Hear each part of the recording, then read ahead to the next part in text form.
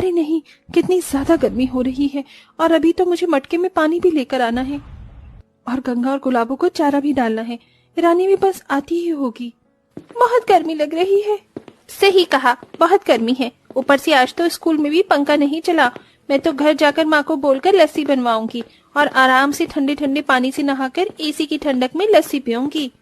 तेरे तो मजे हैं। काश कि मेरे घर में भी लस्सी और ठंडा पानी होता। रानी ऐसे ही उदास होते हुए अपने घर आ गई। घर में उसकी बड़ी बहन कामों में लगी हुई थी। मैं घर आ गई दीदी। अरे रानी, कैसा रहा आज का दिन?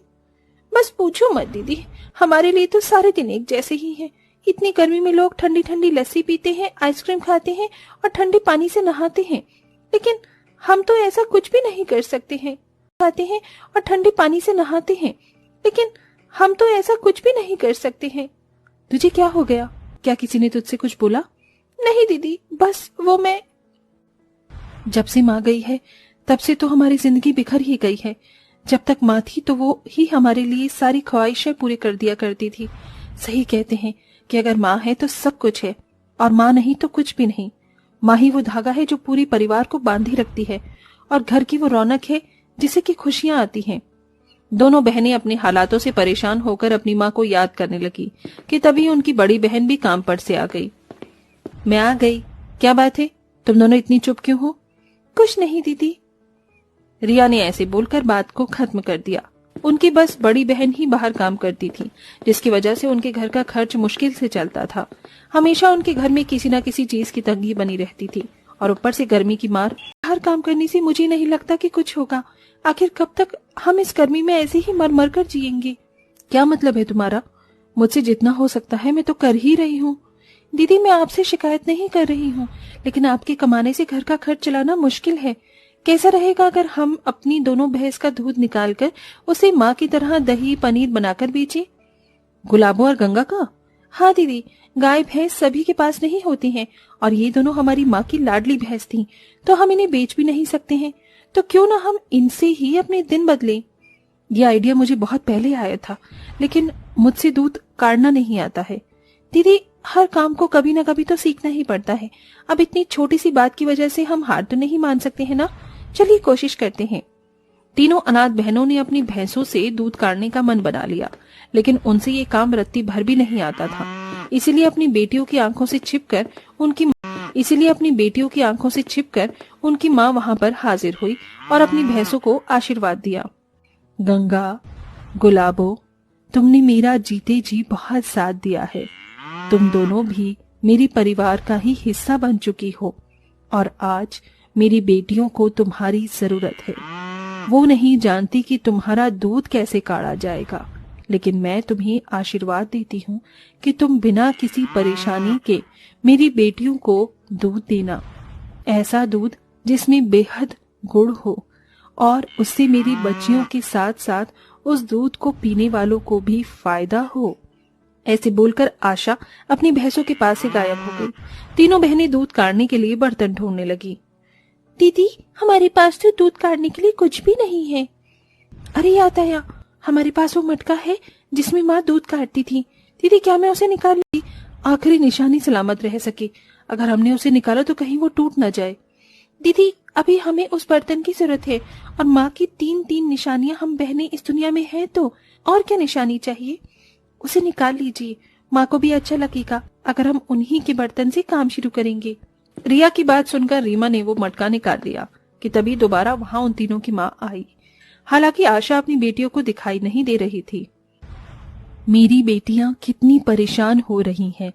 हे मटके, मैं तुम्हें जादुई होने का वरदान देती हूँ। अपने जादू से तू मेरी बच्चियों की मदद करना।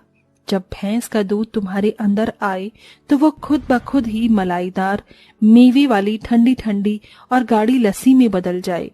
ऐसे बोलकर फिर से आशा वहां से गायब हो गई।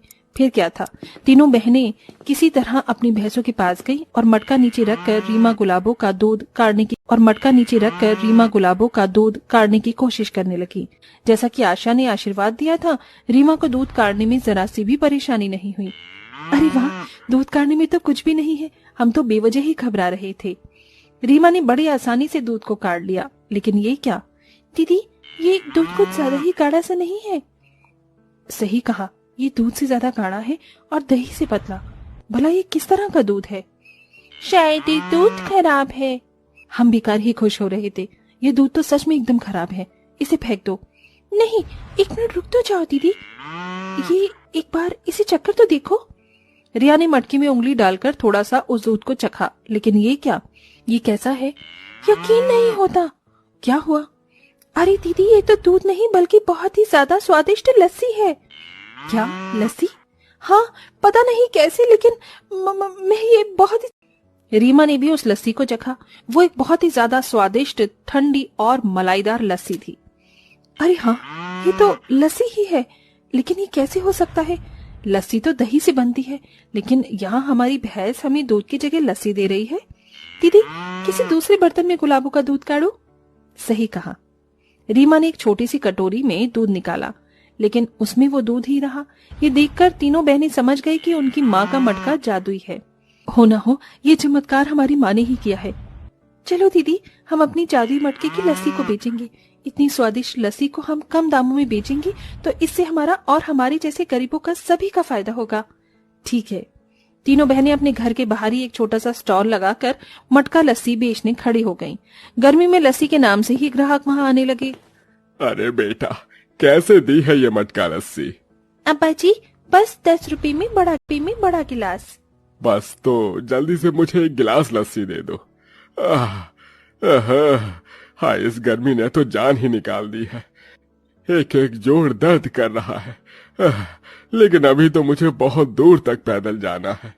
बूढ़ा परेशान था। रिया ने उसे ठंडी ठंडी एक गिलास लस्सी दी और उसे पीते ही, अरे वाह बेटियों, इस लस्सी में क्या कोई जादू है? इसे पीते ही तो मेरी सारी थकान ही दूर हो गई। लग रहा है अब तो मैं 15 किलोमीटर तक दौड़ सकता हूँ। क्या सच? हाँ, सच में। अरे मैंने अपने जोड़ों के दर्द के लिए दुनिया की दवाइयाँ की, लेकिन किसी दवाई ने ऐसा असर नहीं किया। मेरा तो अचानक सारा दर्द ही खत्म हो गया है। वाह वाह। वो बूढ़ा ऐसे ही खुश होता हुआ वहां से चला गया। तीनों बहनों के कुछ भी समझ नहीं आ रहा था। ऐसे ही उनके पास जो भी लस्सी पीने आ रहा था, लस्सी पीकर उसकी परेशानियां खत्म हो रही थी। और तीनों बहनों की लस्सी का ये गुण मशहूर भी। सुना है यहाँ की लस्सी जादुई सी है, जो भी पीता है उसकी परेशानी खत्म हो जाती है। मुझे भी एक गिलास लस्सी दो, मैं चाहती हूँ कि मेरे बाल बड़े हो जाए। ऐसे सोचकर उस लड़की ने भी लस्सी पी। उसके सर पर बहुत ही कम बाल थे, लेकिन लस्सी पीते ही उसके सर पर बड़े बड़े बाल आ गए। ये किसी चमत्कार से कम नहीं था। अरे वाह, मेरे सारे बाल बड़े हो गए। वाह, ये तो सच में जादुई लस्सी है। वो लड़की भी खुश होती हुई वहां से चली गई। फिर क्या था, इतने चमत्कारों के बाद अब तो दूर दूर से लोग उनकी लस्सी पीने आते थे और तीनों बहनों के इसी काम से दिन भी बदल गए। अब उनका अपना एक बड़ा सा घर था, सुख सुविधाएं थी और मटका लस्सी के नाम से बना हुआ एक बहुत बड़ा रेस्टोरेंट भी था।